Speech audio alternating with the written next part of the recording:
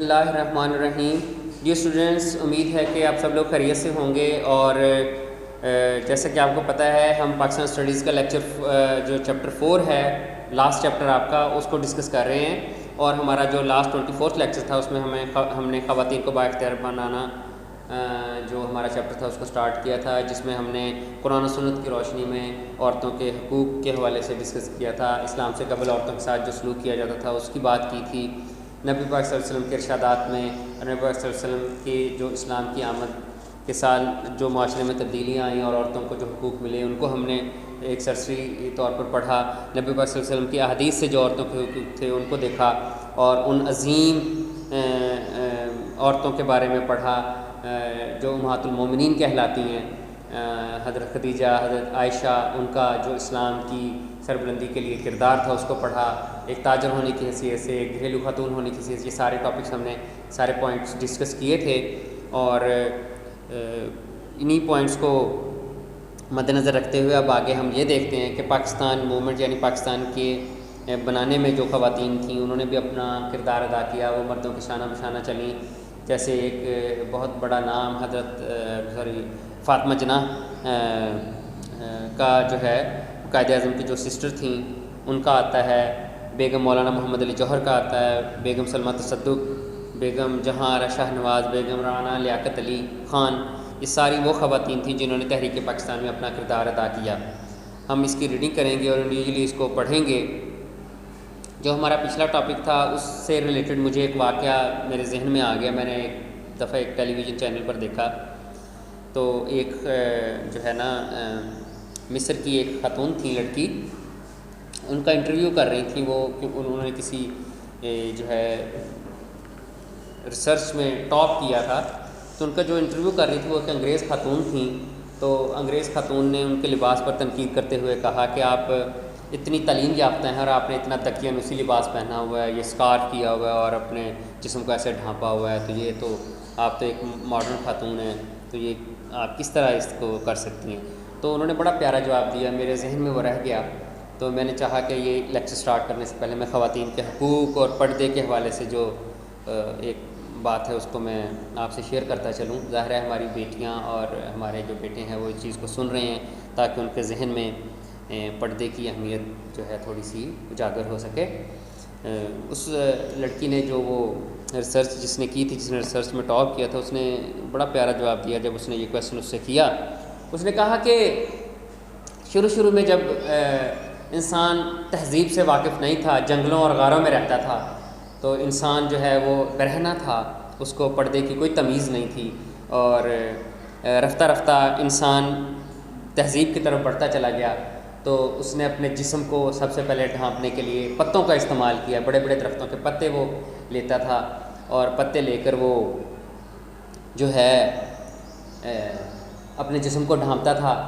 ترقی کی یہ مراحل طے ہوتے گئے اور ایسا ایسا انسان نے کپڑا ایجاد کیا اور سب سے پہلے اس کپڑے کا جو استعمال تھا وہ یہی تھا کہ اپنے تن کو ڈھانپنے کے لیے اس نے اس کپڑے کا استعمال کیا.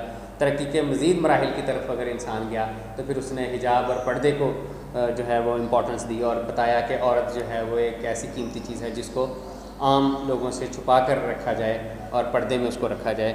تو اگر آپ یہ کہتی ہیں کہ یہ پردے کو اتار دینا، پھینک دینا ہی تہذیب یافتہ ہونے کی علامت ہے، تو پھر وہ وحشی لوگ جو لباس کی حرمت سے ناآشنا تھے اور جنگلوں میں رہتے تھے وہ تو ہم سے زیادہ تہذیب یافتہ ہوئے.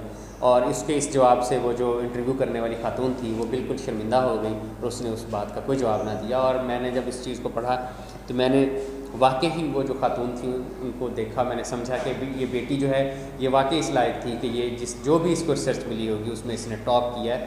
یہ اتنا ذہن اور اتنی جو ہے ٹیلنٹ رکھتی ہوگی تو اس نے اس میں ٹاپ کیا. تو میں یہی بات کرتا ہوں کہ عورت جو ہے وہ ایسی قیمتی چیز ہے جس کو آپ چھپا کر رکھیں گے. جس طرح آپ سونا چاندی اور جواہرات کو چھپا کر رکھتے ہیں، عورت ہمارے لیے ہماری بہن کی صورت میں، ہماری بیٹی کی صورت میں، ہماری بیوی کی صورت میں ایسے ہی قیمتی ہے کہ ہر جگہ اس کی نمائش نہ کی جائے بلکہ اس کو چھپا کر رکھا جائے کیونکہ وہ ایک قیمتی چیز ہے.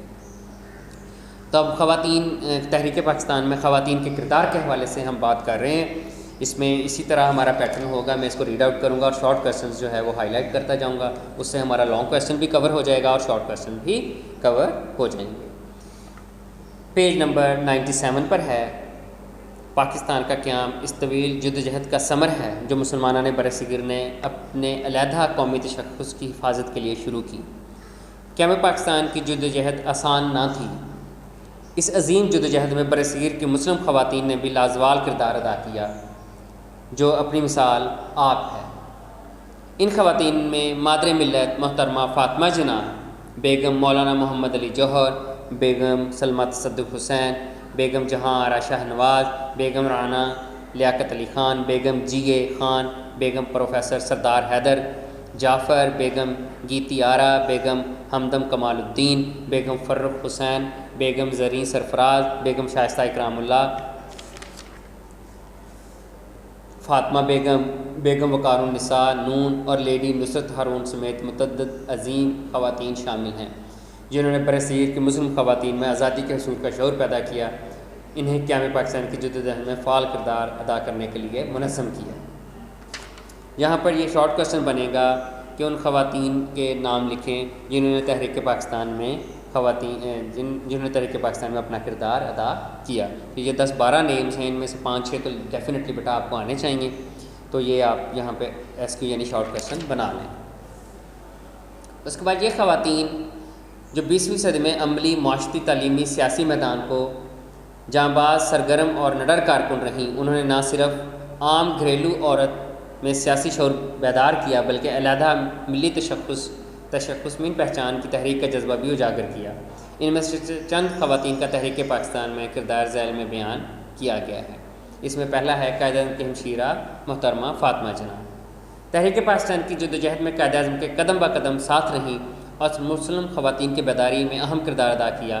آل انڈیا مسلم لیگ کی وہ متحرک ممبر تھیں۔ یہاں پر انڈرلائن کر لیں، یہ امپورٹنٹ پوائنٹ ہے محترمہ فاطمہ جناح کے پوائنٹ آف ویو سے۔ سیکنڈ ہے بیگم سلمہ تصدق حسین نے مسلم لیگ کے شعبہ خواتین کے قیام کے بعد مسلم خواتین کو مسلم لیگ کی رکن بنانے کی مہم میں بھرپور حصہ لیا۔ مارچ 1940 میں لاہور میں منعقدہ مسلم لیگ کے اجلاس میں شرکت کے لیے آنے والی سیاسی رہنماؤں کی بیگمات اور خواتین وفود کی میزبانی کا فریضہ انجام دیا۔ اب پنجاب خواتین مسلم لیگ کی جوائنٹ سیکرٹری منتخب ہوئی۔ یہ MCQs میں آ سکتا ہے کہ مسلم لیگ کی جوائنٹ سیکرٹری کون منتخب ہوئی، تو آپ نے اس کا آنسر لکھنا ہے بیگم سلمہ تصدق حسین۔ اس کو بھی انڈرلائن کر لیں اور یہ جوائنٹ سیکرٹری والا پوائنٹ بھی انڈرلائن کر لیں۔ نیکسٹ جو ہے سول سیکریٹریٹ پر مسلم لیگ کا جھنڈا لہرانے والی فاطمہ صغرا تحریک پاکستان کی فعال رکن تھیں۔ اس وقت ان کی عمر فقط 14 برس تھی۔ یہ انڈرلائن کر لیں، سول سیکریٹریٹ پر پاکستان کا جھنڈا کس نے لہرایا، تو یہ آپ نے پوری لائن اس میں لکھنی، برس تھی۔ انہیں حراست میں لے لیا گیا مگر اس باہمت لڑکی نے ہمت نہ ہاری اور مسلم خواتین کو متحرک کرتی رہیں۔ نیکسٹ جو ہے اس میں بیگم شائستہ اکرام اللہ مسلم گرلز فیڈریشن تنظیم کی روح رواں تھیں۔ اس زمانے میں نوجوان لڑکیوں کو منظم کرنا کوئی آسان کام نہ تھا، مگر اس دشوار مرحلے پر آپ نے ہمت نہ ہاری اور ہندوستان بھر کی طالبات کو منظم کرنے میں اپنا کردار ادا کیا۔ بیگم رانا لیاقت علی پاکستان کی پہلی خاتون اول ہیں، پاکستان کے پہلے وزیر اعظم لیاقت علی خان کی بیگم تھیں۔ انہوں نے قیام پاکستان کے بعد مہاجرین کی بحالی کے لیے خدمات انجام دیں۔ وہ سندھ کی پہلی خاتون گورنر تھیں، انڈرلائن کر لیں۔ پاکستان بننے سے قبل آپ نے عورتوں کی ایک تنظیم آل پاکستان ویمنز ایسوسی ایشن ایپوا قائم کی۔ وہ ہالینڈ اور اٹلی میں پاکستان کے سفیر بھی رہیں، اس کو بھی انڈرلائن کریں۔ تحریک پاکستان کی رہنما بیگم مولانا محمد علی جوہر نے اپنی خوش دامن بی اماں کے ہمراہ تحریک خلافت میں بھرپور حصہ لیا۔ انہوں نے تحریک پاکستان کی رہنما بیگم مولانا محمد جوہر نے اپنی خوش امن بی اماں کے ہمراہ تحریک خلافت میں بھرپور حصہ لیا۔ انہوں نے نہ صرف خواتین بلکہ مردوں میں بھی سیاسی شعور بیدار کیا۔ بیگم جہاں آرا شاہ نواز علامہ اقبال کے گہرے دوست بیرسٹر شاہ نواز کی اہلیہ تھیں۔ 1930 میں گول میز کانفرنس میں شرکت کے لیے لندن گئیں، پھر دوسری اور تیسری گول میز کانفرنس میں بھی خواتین کی نمائندگی کی۔ وہ مسلم خواتین میں سیاسی بیداری پیدا کرنے کے لیے All India Muslim League women committee کے رکن بنی۔ 1940 میں لاہور میں مسلم لیگ کے تاریخی اجلاس میں شریک ہوئیں۔ لیڈی نصرت ہارون نے بھی تحریک خلافت میں بھرپور حصہ لیا۔ 1925 میں انہوں نے کراچی میں اصلاح الخواتین کے نام سے ایک انجمن قائم کی، اس کو انڈرلائن کریں، جسے کراچی میں مسلم خواتین کی پہلی انجمن ہونے کا اعزاز حاصل ہے۔ مختصر تحریک پاکستان میں خواتین نے کئی رکاوٹوں کے باوجود اہم کردار نبھائے۔ یہاں پر یہ ایک کویشچن آپ کا ختم ہو جاتا ہے، تحریک پاکستان میں خواتین کا کردار، یہ لانگ کویشچن بنتا ہے، اور اس کے علاوہ اس میں MCQs اور ایک دو شارٹ کویشچن سیٹ ہوتے ہیں، وہ میں نے آپ کو پوائنٹ آؤٹ کیے ہیں۔ اس کے آگے جو نیکسٹ ٹاپک آپ کو بنتا ہے وہ قیام پاکستان 1947 میں عہد حاضر تک قومی ترقی میں خواتین کی خدمات۔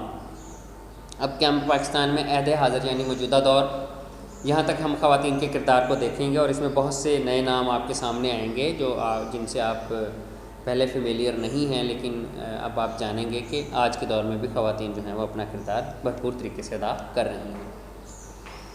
2017 کی مردم شماری کے مطابق پاکستان کی تقریباً نصف آبادی خواتین پر مشتمل ہے، یعنی 50-50 مرد اور خواتین کا جو تناسب پاکستان میں آبادی کا ہے وہ کتنا ہے؟ 50-50%۔ خواتین کسی بھی قوم کی تعمیر و ترقی میں اہم ترین حیثیت رکھتی ہیں، وہ ان نسلوں کی امین ہیں جنہوں نے ملک کو استحکام بخشا۔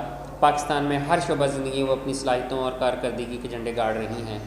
میڈیا پر جس تیزی سے انہوں نے اپنا کردار سنبھالا وہ انہی کا خاصہ ہے۔ تعلیمی دستگاہوں سے لے کر ایوان سیاست تک ہماری پرعزم خواتین نے اپنا نام روشن کیا ہے۔ پاکستان کی خواتین اپنے ملک کی تعمیر و ترقی اور سماجی بہبود کے لیے اپنا بھرپور کردار ادا کر رہی ہیں۔ ملک میں عام لوگوں کی فلاح و بہبود اور بہترین کے لیے خواتین انفرادی اور اجتماعی طور پر خلوص نیت سے سرگرم عمل ہیں۔ خصوصی بچوں کے اسکول ہوں، بوڑھے لوگوں کے لیے سر چھپانے کی جگہ ہوں، نادار عورتوں کے لیے دستکاری سکھانے کے ادارے، دستکاری یعنی ہاتھ سے بنائی ہوئی چیزیں وغیرہ، کڑھائی اور اس طرح کی ہوں، ان سے وابستہ ہماری عورتیں اپنی ہمت اور بساط سے زیادہ کام کرتی ہیں۔ خواتین کسی بھی حوالے سے مرد سے پیچھے نہیں ہیں، بلکہ معاشرے میں خواتین کا کردار دوہری اہمیت کا حامل ہے۔ قیام پاکستان میں محترمہ فاطمہ جناح کا کردار کسی سے ڈھکا چھپا نہیں۔ ٹھیک ہو گیا۔ اس کے بعد محترمہ پاکستان کی تاریخ، یہاں پر یہ جو ایک باکس میں دیا ہوا ہے اس کو آپ دیکھیں۔ پاکستان کی تاریخ کے سب سے پہلے صدارتی انتخابات 2 جنوری 1965 کو منعقد ہوئے۔ ان انتخابات میں محترمہ فاطمہ جناح نے جنرل ایوب خان کے مقابلے میں انتخابات میں حصہ لیا۔ محترمہ بینظیر بھٹو 2 مرتبہ پاکستان کی وزیر اعظم بنی۔ ان کے علاوہ خواتین عدالتوں میں بطور جج، وکیل کام کرتی نظر آتی ہیں۔ فیصل آباد کی ایک لڑکی عارفہ کریم، اس کو انڈرلائن کریں۔ عارفہ کریم نے 9 سال کی عمر میں کمپیوٹر ٹیکنالوجی میں اعلیٰ قابلیت کا سرٹیفکیٹ حاصل کیا۔ وہ آج ہم میں زندہ نہیں اور اللہ کو پیاری ہو چکی ہیں۔ ملک کے بینکوں اور اہم اداروں میں بھی خواتین اپنا بھرپور کردار ادا کر رہی ہیں۔ مثلاً ایک خاتون Shamshad Akhtar state bank of Pakistan کی گورنر رہ چکی ہیں۔ ایسی خواتین کی ایک طویل فہرست موجود ہے۔